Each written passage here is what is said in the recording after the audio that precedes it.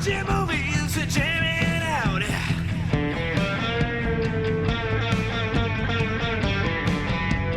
K-Flix 198.4 Fiction Radio. Welcome back to K-Flix Fiction Radio. This week we've been invited to one of the legendary Delta Toga parties at Faber College with live music.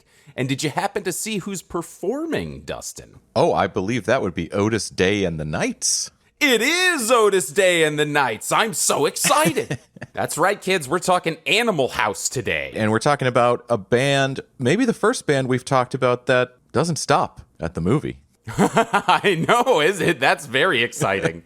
Because that's a thing that we sort of touched base on in the Wayne's World episode about how they could have easily pivoted to make Crucial Taunt a real-life band.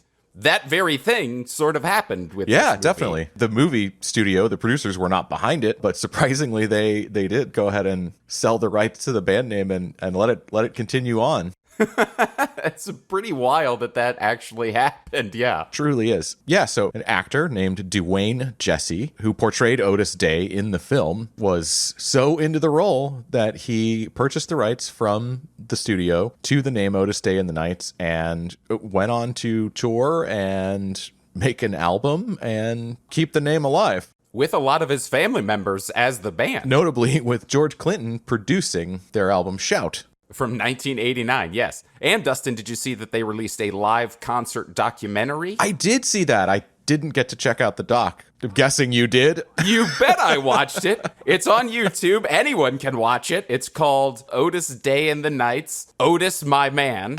A little line reference to the film there. Yeah, exactly. And they open the documentary with the Animal House theme song. That is his niece singing right now. Oh, really? Yeah. Their album that they released in 1989 is not just covers, but it does have a couple of covers on the album. Did you get a chance to listen to any of it, Dustin? No, I didn't check it out. No. Oh, okay. Here's a cover of Who's Making Love.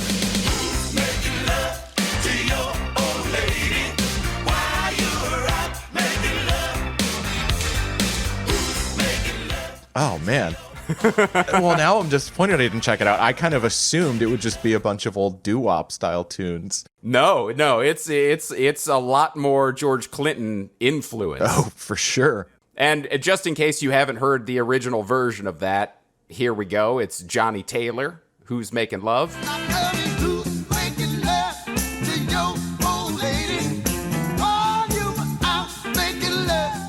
I'm a big fan of this song, so I was pretty thrilled when I saw it on their recording from 1989. Oh, yeah. It's a great song. Man, it really did get the Funkadelic treatment, though. And then one of the original songs on the album is called Something Dumb.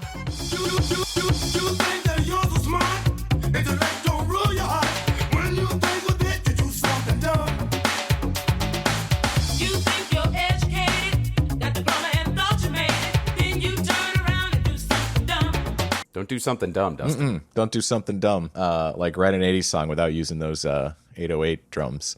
So how many original songs are on the album, roughly speaking? I think it's just Shout, Shamalama Ding Dong, and Who's Making Love are the covers on the record, but I the rest is original. Fully okay. remember. Gotcha. It's only 9 tracks, but, you know, it does have some original stuff on there. Wow, I really failed on this prep. I totally assumed it was going to be just doo-wop and early Motown style covers. I was like, Sean will probably play a clip or two. The album Shout from 1989 did not have any commercial success, however. It was a pretty big flop, but... Yeah, I did read that, yeah. Which is a shame because I thought it was pretty fun time. Well, maybe it can reach a whole new audience now, thanks to this show. One can only hope. So it's interesting also because the singer from this band, Dwayne Jesse, he did not sing on the songs as they are presented in the film. No, he did not. He just played the guy on screen. Yeah. It's like if the guy who played Darth Vader in the first 3 Star Wars films went on tour as Darth Vader doing an impression of the voice.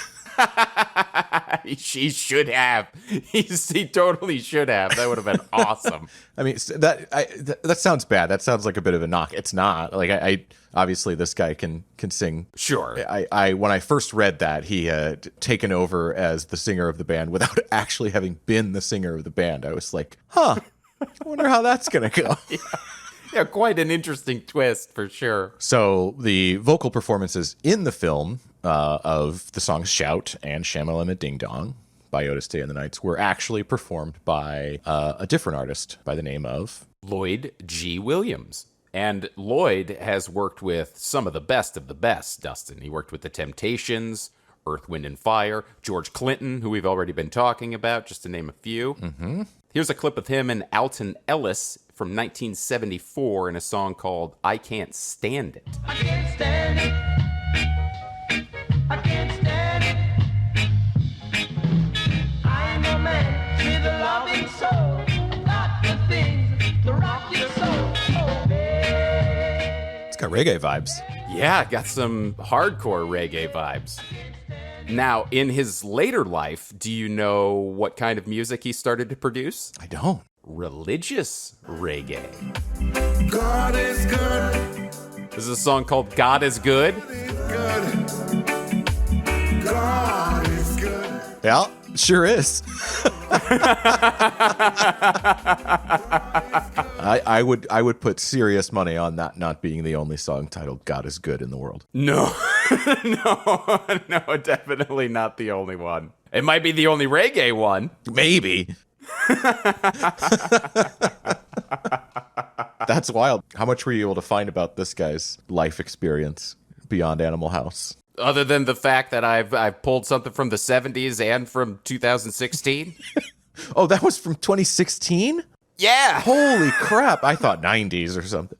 No, Oh, no. okay. Well, I was like, what I was getting to was like, what's he up to now? But that is what he's up to now. Yeah. Huh. Okay, so you mentioned that he'd worked with all these top acts. I think I just want to say that one of the coolest things. Sorry, 2015. That's from 2015. Well, that changes everything. No, I'm kidding. I know, I was a fucking year off. Still 2015 still yeah, it's like 2 years away from being like not the same as now in my mind. There's a 10-year window. Sure, yeah, okay. And then I'm like, oh, that was back then. Like 2012 is back then. 2015 is still now. Right. But you mentioned that he worked with all these like big name acts. One of the coolest things I'm finding as we do this show is whenever like a studio or session musician is brought in on any sort of Hollywood film, this person always has insane credit lists because it's all they've done for like 20, 30, 40 years is just worked on like hit albums. Mm-hmm. So it's just always, of course, like he's got crazy amounts of credits. So I think we came in pretty hot here, Dustin. We didn't really talk about the movie a whole bunch when we first started the show. So maybe we should loop back and sort of get people involved in case they haven't seen it before. Yeah, let's get them up to speed. How would you describe the film Animal House? Dated. This is the hardest time I've had with a film we've covered on the show. I'm not going to lie. Oh, okay. Jokes that didn't fly because they were offensive, first of all. Yeah. But also just like, it's tough, man, because there were jokes that didn't fly. There's nothing inherently wrong with them. They just, Animal House started such a whole new subgenre of comedy. Yeah. It's credited as starting the gross out genre. I would say there's also a subgenre of just like college films that all have their lineage directly back to Animal House. Sure, PCU, Van Wilder, all kinds of stuff. Yeah. Dead Man on Campus, one of my faves. Oh. Speaking of offensive. I love Dead Man on Campus. What's one of the few Mark Paul Gosselaar things I know outside of Saved by the Bell? Speaking of Saved by the Bell, stay tuned, kiddies. We're going to be talking about that pretty soon. Oh, that's right. That's right. Where were we? This is an off the rails episode already. Animal House being offensive. No, okay, not just offensive. I wanted to mention the offensive thing because there are offensive jokes in this, and there are several times that women are treated as literal property. The scene in the bar where we get the song "Shamalama Ding Dong" ends in a pretty weird way. That's both somehow like racist and like dismissive of the women as like things that could be taken. But all that aside, we all know movies from 1979 are going to have some jokes that make us upset these days. Sure. But the problem for me is because it spawned all these other copycats and evolutions and what have you over the many, many years since. Like, I know all the jokes. I feel like I know all the punchlines. This was my second time ever watching Animal House. Oh. I think I watched it once in or around college. This was the second time I've seen it in my life. So I don't have like any like nostalgic feelings for it. So I was able to watch it kind of with that critical eye. It just, yeah, a lot of stuff, unfortunately, has been done in ways that are inspired by it that I no longer laughed at the jokes in the movie. My favorite bits in the movie, and I think this is true for a lot of people, are the Bluto scenes where he has either no lines or one perfect line. Sure, yeah. The hardest I laughed in this entire movie was when they are parking the already wrecked car after that bar scene, and it's pulling in, and it just rams into the wall, and then it cuts to him, and he goes, "That's good, that's good." Like that was that. I had to pause and rewind just to enjoy that joke again. That's awesome. But I feel like I'm ranting too much at this point. I want to hear your thoughts on Animal House. I first saw Animal House when I was in high school, so a little bit sooner than you saw it. So maybe I have nostalgia receptors out because of that. Sure, yeah. But I'm certainly not going to argue with you. The Bluto character makes the movie. It always has. Ever since I was younger to now, Belushi is extraordinarily funny in the film. So, you know, even when he's trying to rally the troops toward the end of the movie and he's coming back in when the Germans bomb Pearl Harbor, and he says more words in that scene than in the rest of the film, I think. Yeah, he totally does. And that joke of him not talking much works so well, and his ability to be funny without in that like mime like clown like way are so funny. I do want to just say a quick rest in peace to Donald Sutherland, who is in this movie and pretty funny and enjoyable as the stoned out teacher. And then I also just want to take a second to acknowledge the fantastic movie directed by David Wayne that is about Doug Kenny, the man that co-founded the National Lampoon and wrote Animal House and Caddyshack. The movie is called A Futile and Stupid Gesture. It stars Will Forte, who we talk about all the time, and Martin Mull is also in it, who just recently passed as well. So I want to give my props to yet another very talented and funny performer and say rest in peace, Martin Mull. Sutherland too, but I want to focus on Martin Mull for a minute. Like he will forever be unsung in my mind as a character actor because he was such a character actor, and he never played that kind of character where you're going to go, oh my God, that guy had me rolling. Like he was never the focus, but he was so freaking funny. So great in Clue. I always thought he would have fit so well in, I don't know if he ever did join them, but in like the Christopher Guest, like SCTV camp. Oh, yeah, totally. He would have fit so well in a Christopher Guest movie. Just that same understated humor that all of those people are so good at. So if you haven't seen A Futile and Stupid Gesture, it is on Netflix, and it's super great. I rewatched it again in prep for this, and it's a wild ride if you don't know much about Doug Kenny and the creation of all of the things he was involved with. So just a quick note, this movie wasn't written only by Doug Kenny. No. He was co-written with Chris Miller and Harold Ramis. Harold Ramis being by far the most famous of those three writers. Mm-hmm. And Harold Ramis provides for you and I, Sean, the local connection to this film in that each of the three writers, it said, based parts of this film on their experiences at their various universities. But Harold Ramis attended WashU, Washington University in St. Louis. So this is even a little closer to home in terms of inspiration for how these kids behave. I do think the end of the film where they say what happened to everyone, with the on-screen titles, it's kind of the darkest part of the movie. in my mind, because it's cold reality setting in, and a lot, like the one guy gets blown up by his own troops or something, killed by friendly fire. But some of it's kind of dark in a dystopian way. It's like, yeah, of course, this guy Bluto would become a senator. Like, he's sort of this rudderless, amoral dude. I don't know, not amoral. He's one of the least amoral people in the movie. He says sorry after he smashes that guy's guitar. Right. And then others were funny. The couple that was so in love, being like, oh, married in 1964, divorced 1969.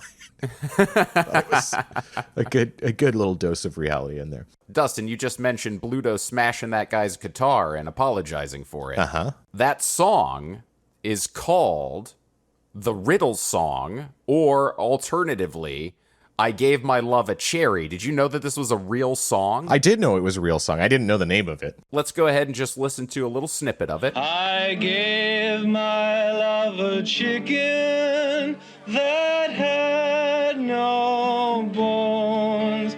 I have never heard this outside of this scene. Oh, really?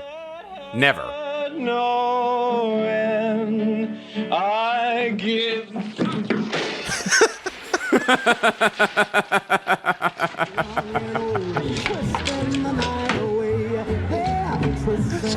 Sorry. Yeah, I don't know where I came upon that song in my life, but I'm super aware of it. I want to say I had to like sing it in grade school or something for like music class. Oh, okay. Yeah. I naturally assumed that actor, whoever was playing the guitar there, just made that song up. Oh. And then Belushi had that reaction to it. That song goes back to the 15th fucking century, Dustin. No way. Way, dude. Whoa, I was thinking this was like maybe a 40s, 50s folk song. No. And the simple fact that I've never heard it outside of that movie is even crazier to me now. Yeah, I wonder what the earliest recorded version of it is then. Ooh, yeah, I did not prepare that for the show today. No, but that would be interesting I'm sure it's not easy to find, at least definitively right. The oldest. Now I'm thinking like, oh, this is probably on one of those old like cylinder Edison phonographs or something. Like if it's that old, True. Yeah. It would immediately spring to mind as like, oh, we got to record the Gave My Love a Chicken song. It's one of the 5 songs that have words. There's all that classical music that happened, but that's the new shit. The 5 songs with words are... Can you just imagine the guy in the 15th century that's like the Ya-Ya Ding Dong guy where he's just like, I gave my love a cherry! Play it! Do you think there were like acts touring playing it? I assumed it was just people or anybody could sing it. The song belonged to everyone. Well, I gotta assume there's still somebody walking around with like a a lute crowd. Yes, yeah. There's still like a traveling songbird. Sure, or whatever. Yeah. The town bard. Yes, exactly. That's crazy. If you asked me how old I thought that song would be, I would have undershot it by several hundred years. I wish I had thought of asking you that question now. Speaking of Belushi and the character of Bluto, he does sing a song drunkenly in this movie. Him and other members of the Delta fraternity do a drunken rendition of Louie Louie in the film. That's true. Yes. Dustin, did you know that Belushi recorded a full version of that song for the soundtrack?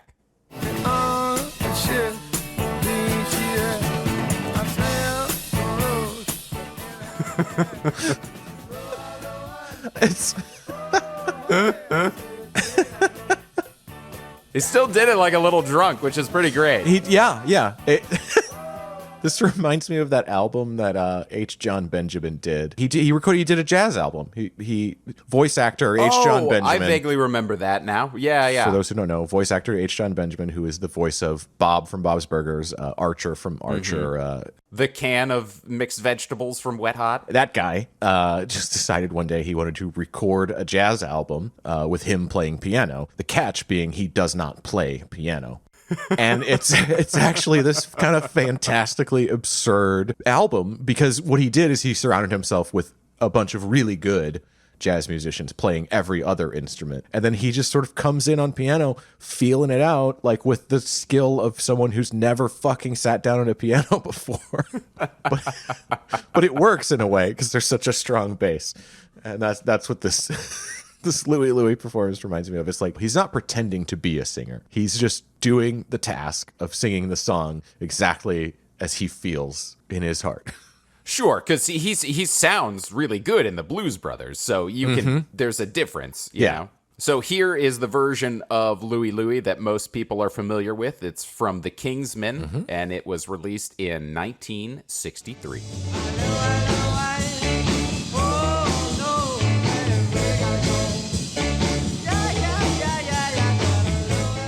Dustin, did you know that this is not the original version of the song?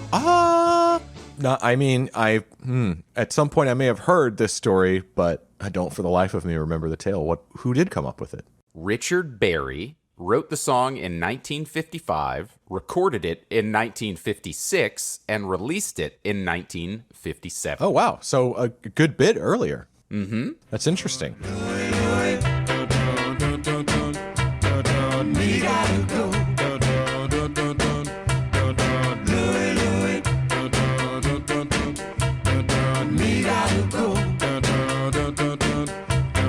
Fine little girl, she wait for me.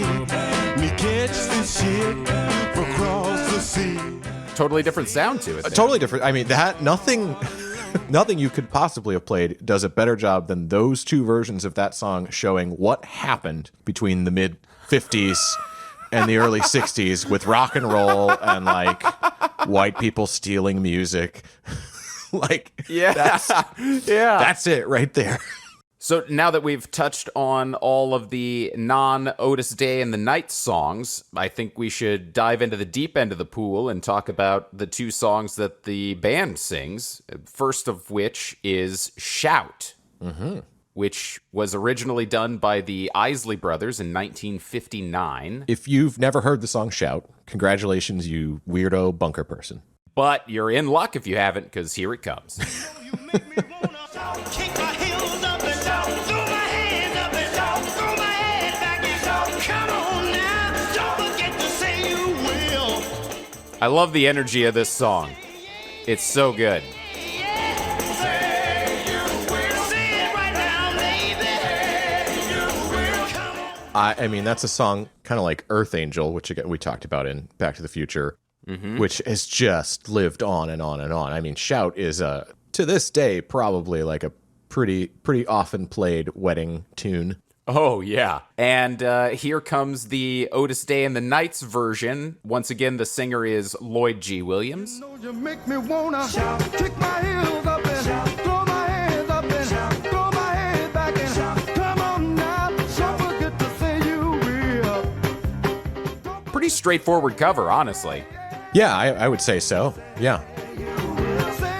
I mean, if anything, it's a little more muted than the Isley Brothers version. Yeah, I would agree with that. My question for you now, Sean, is do you have the next version, the Otis Day and the Nights album cut? Dustin, do you take me for a man that's not prepared for this show? No, I know you're not me. You know you make me wanna kick my heels up, throw my head back. Come on now, come on now. Don't forget to say you will. Don't forget to say yeah. So that's the George Clinton produced Otis Day and the Nights from 1989. That was honestly less funkified than I kind of Had assumed it was anticipated? going to be. Yeah. Yeah, uh-huh. Yeah, even that was pretty straightforward because I don't know how you would cover this song in a not straightforward way. It's not a composition that lends itself to interpretation. It's just a banger song and you play it the same. Speaking of playing it the same, listeners, if you checked out the Back to the Future episode, Dustin played a fun game with me where he had me guess who was doing a cover of Johnny B. Good. And Dustin, I would like to return the favor and play a game called Who's Playing Shout? Oh, that's so exciting because as we were doing the shout stuff just now, I was like, fuck, I should have done that game again. And you came prepared with it. You know what the fun part about that is I had planned, if you were going to do that to me, to fully ace your fucking test and then tell you afterward I knew it because I was going to do it to you. Oh, I'm so excited. I'm excited to be on the playing side. Here comes the first one. You know you make me wanna shout, click my fingers, shout, throw my hands back, shout, kick my heels up, come on now, shout, take it easy, shout, take it easy, shout, take it easy, shout. John Lennon, Beatles. Got it. Nice. I thought so. It took me a second to hear the Liverpool accent, but I eventually got it. Okay, number 2, coming at you. Said I want you to know. I said I want you to know right now. You know you make me wanna cry. Joan Jett. Throw my hands up. Oh, God. Wrong fucking tab. Leave that in. That was so good. Wrong tab. Wrong tab. Oh, that was so good. You got it. Okay, so because y'all at home can't see this, we record this over Zoom, so we can see each other. And just there was I don't know if Sean you're going to edit this out, but there was a good moment of anticipation there where I was watching you try to click, and I didn't know if it was going to be right or wrong. Based on your expression, I couldn't tell if I was right or wrong. Whew. 2 for 2, buddy. 2 for 2. Number 3. Here we go.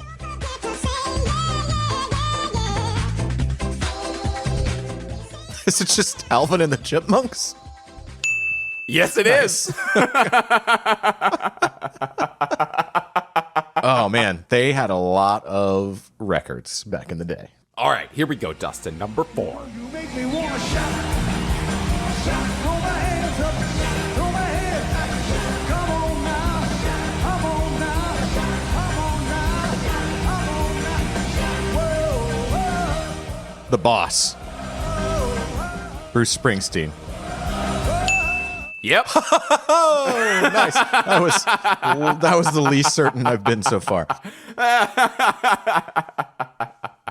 Yeah, that one's a little trickier since it was a live performance. All right, so here's the wrench. Here's the wrench I'm going to throw at you. Okay. Say you will, say it right now, baby. Say you will, come on, come on. Say you will, say that you will. Say that you Anything? Is it two? It's two people singing. First of all, I'm pretty sure it's more than that. it's just the recording sounds more modern. It sounds more recent than anything you've played so far. Fair. I don't think it's ABBA, but ABBA. Yeah. It sounded too new. I was just trying to think of a group that might be This one's tricky. very tricky. I can't even figure out what genre this band, like what this band normally sounds like. Exactly this. All the time. Every song. Really? Can I hear like a little bit more?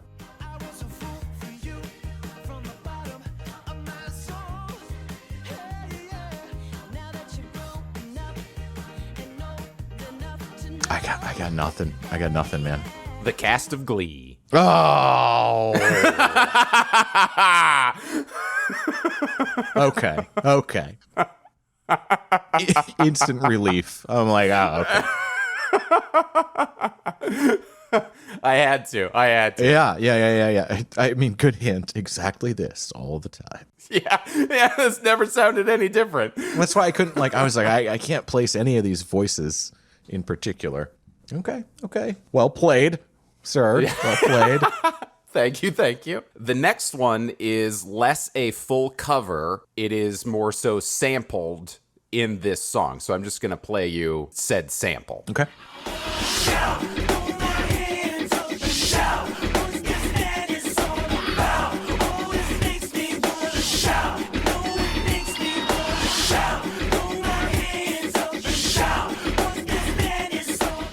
Your face is pretty great right now. Is Michael Jackson? Was that Michael Jackson?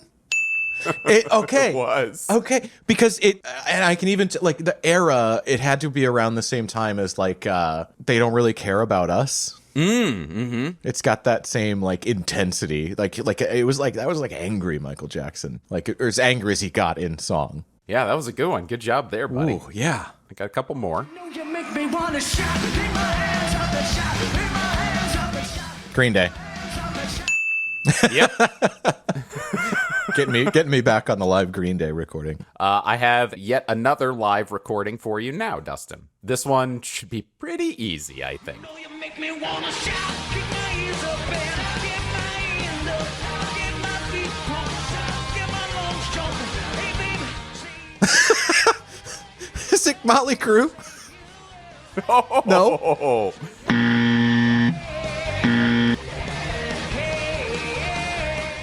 Oh,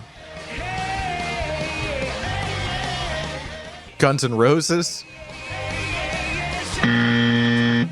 I just all I can see is Vince Neil in my head. Wow, yeah, it's always the one that you think is going to be an easy pass that trips him up. I don't know. Am I on the right track with the hairband thing? Is it Poison? Yeah, I don't know. Then I don't know. Bon Jovi. Bon Jovi.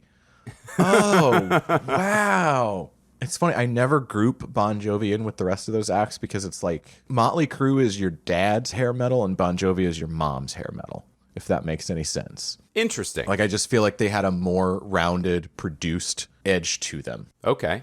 Bon Jovi. I'm not saying either is better or worse or whatever, but like maybe it's just because they were still actively making hits to whenever like we were in high school that I separate them from the rest. Okay. Because like, you know, Poison, Motley Crue, they'd already had their behind the musics happen at that point. They were they are touring based solely on a retrospective catalog. True. Whereas Bon Jovi was dropping It's My Life. Yeah. I have two left. I'm going to play the lesser quality one first. Okay. Perhaps you don't get it. I won't hold it against you because it is a very rare recording and I couldn't find anything better than this. Great, lay it on me.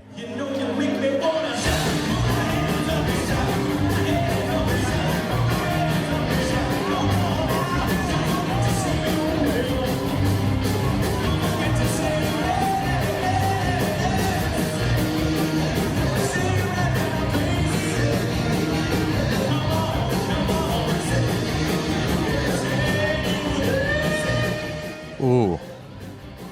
I know this one's tough because you can't clearly hear the singer very well. Yeah, you get a couple clear bits in there. I'm having a hard time with this one. It sounds again more modern because of the tempo they're playing at. It sounds more recent. I'll tell you that this band's heyday was in the mid-late 90s into early mid-aughts. Third Eye Blind. I didn't think it sounded like Third Eye Blind, but they fit your clue, they fit your hint the best. That's fair. I don't know. The Offspring. No way. Yeah. Oh, wow. Can I hear it again? Just knowing that. I just want to experience it knowing that. Yeah. I can hear it now. Yeah. I can hear the voice now for sure. Yep. That is really interesting because that's another like off-brand for the band performance. Yeah. Because they didn't offspringify it. They didn't like punkify it or anything. No, just they didn't. Played a straight cover because we talked about, that's how you have to do shout. It's just a straight cover. But there were no clues. Usually they have some woes or some guitar that cuts like lightning and that gets you, oh, it's the Offspring. But yeah, no, wow. Good find. And we have one final clip.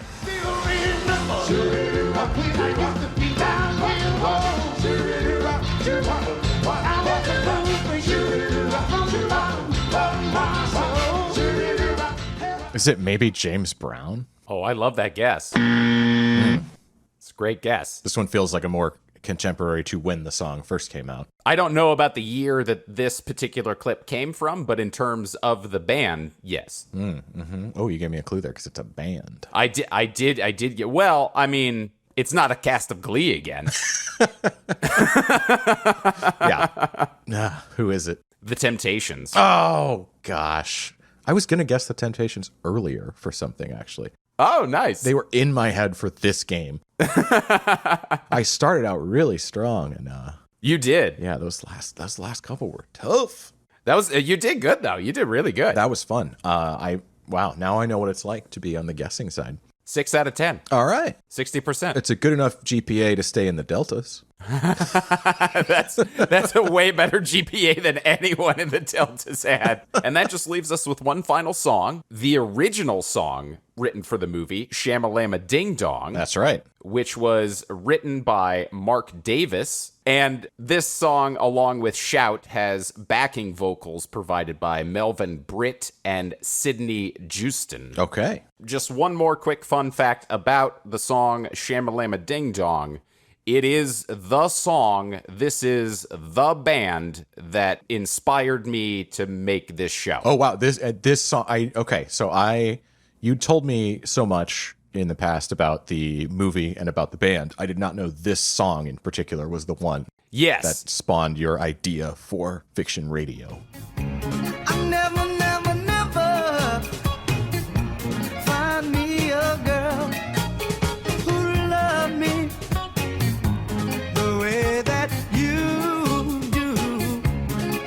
'Cause you shamalama in the lama ding dong, baby. You put the ooh mama into my smile jar. I mean, this is way more than Shout, even like a quintessential doo-wop, like pre-rock and roll song. For sure. And it's crazy, so usually, and maybe someone else with a better ear for this could still pick it apart, but usually these kind of things, like we talked about in the Velvet Goldmine episode, you sort of can't help but putting some of your modern stylings into a song if you're trying to write something that's for a different previous time period. And this is just like a straight up doo-wop song. Like it fits in every way into the 50s. Totally does. It's really on point. I was going to say whoever did this, but Mark Davis, good job. So the interesting thing about Shamalama Ding Dong is I listen to the song constantly, but the Otis Day and the Night version from the film is not on Spotify for me to listen to. Oh. So I have to listen to a different version provided by Band of Oz. 'Cause you're my shamalama baby, lama ding dong. Hey, yeah, you put the ooh back into my smile child. Hey, yeah, that is why you are my sugar. And they kept that nice deep yeah in there. I love that. Yeah. Okay, I had to look these guys up. Band of Oz is a prominent band of the United States beach music genre. Not even familiar with beach music beyond like Jimmy Buffett. Obviously, as we've talked Well, about I mean, previously. Coconut Pete. Well, yeah, and Coconut Pete. Yes, that's right. There are two beach bands that are of note. But yeah, these guys are like legit. They actually have some info online. Shamalama Ding Dong, it looks like, was released, their single version was released in 1995. Truth be told, I have not really looked into the band. I just searched for the song on Spotify, realized that the Animal House soundtrack was not available. That one sounded so much like the movie version of the song. I just added it to whatever playlists I wanted to, and I've been enjoying that one quite a bit. I do have the Animal House vinyl, so if I want to listen to the movie version, I can do that at any point in time as well. Yeah, of course you have the vinyl. And if there's a vinyl record that exists for any of these film soundtracks that we've talked about on this show so far, I think you have them. Out of my first 10 selections, I possess the vinyls for 9 of the films. Holy moly. And, of course, I don't want to leave out our real-life Otis Day and the Nights, because on their 1989 album, they, of course, covered Shamalama Ding Dong. I never, never, never And they slowed it down quite a bit. Yeah, they did. love me the way that you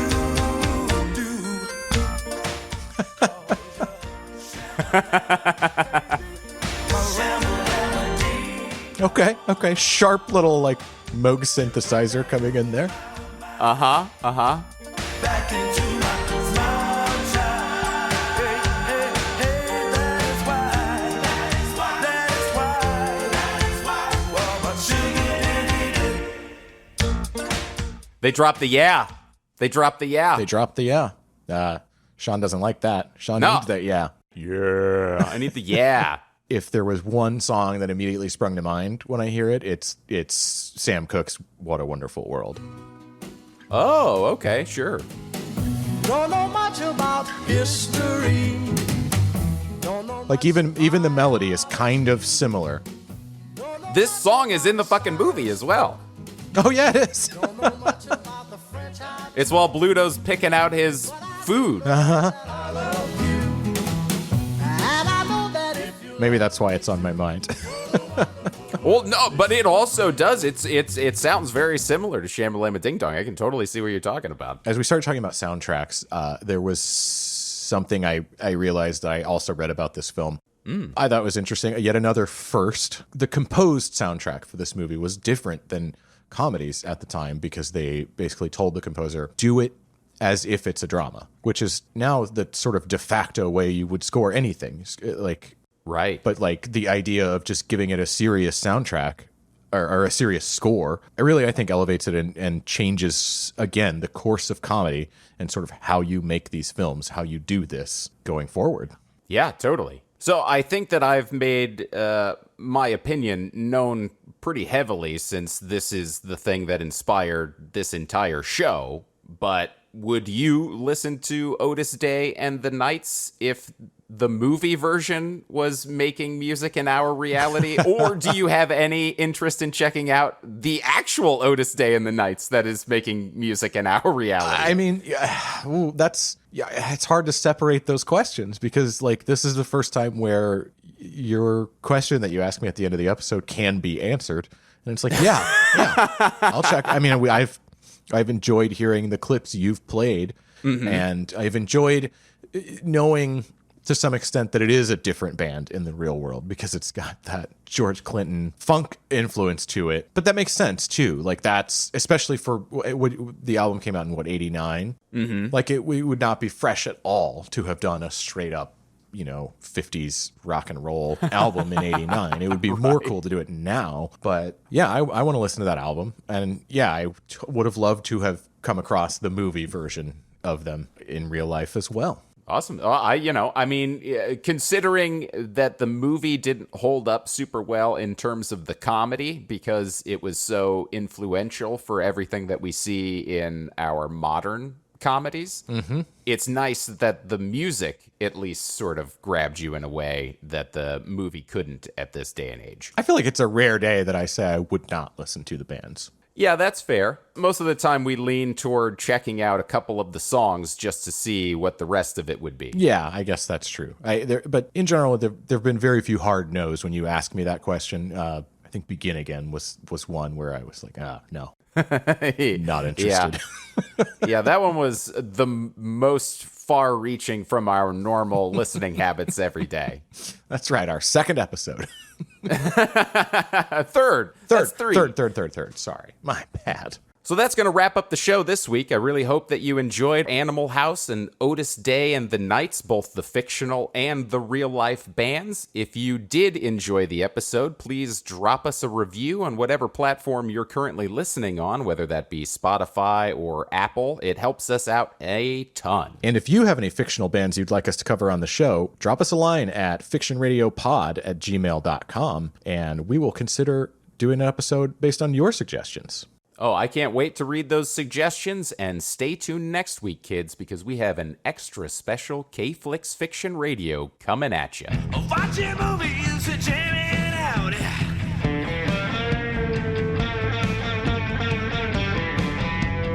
K-Flix 198.4 Fiction Radio.